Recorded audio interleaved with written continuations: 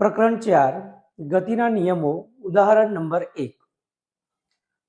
100 metre પ્રતિ second સ્ક્વેરના અચળ પ્રવેગથી બાહ્ય અવકાશમાં ગતિ કરતા એક નાના અવકાશયાનમાંથી એકાએક અવકાશયાત્રી છૂટો પડે છે.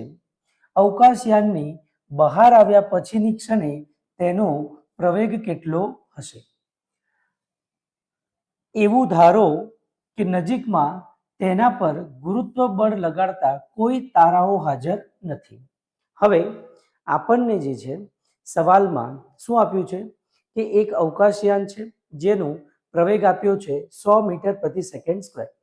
હવે આ અવકાશયાનમાંથી એકાએક એક અવકાશયાત્રી છૂટો પડે છે.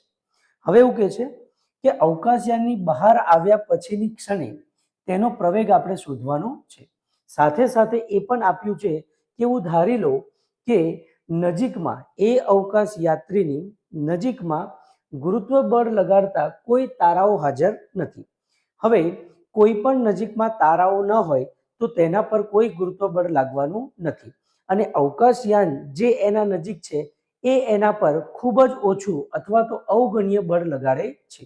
તો અવગણ્ય બળ લગાડતું હોવાથી તેનું ચોખ્ખું બળ જે કહેવાય અથવા તો ચોખ્ખું બાહ્ય બળ શૂન્ય હોવાથી તેનો પ્રવેગ પણ કેટલો થશે? શૂન્ય.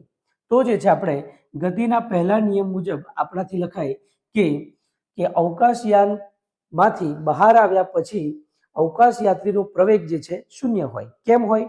અવકાશયાન જે એના પર ગુરુત્વ બળ લગાવી શકે તે ખૂબ જ ઓછા મૂલ્યનું હોય.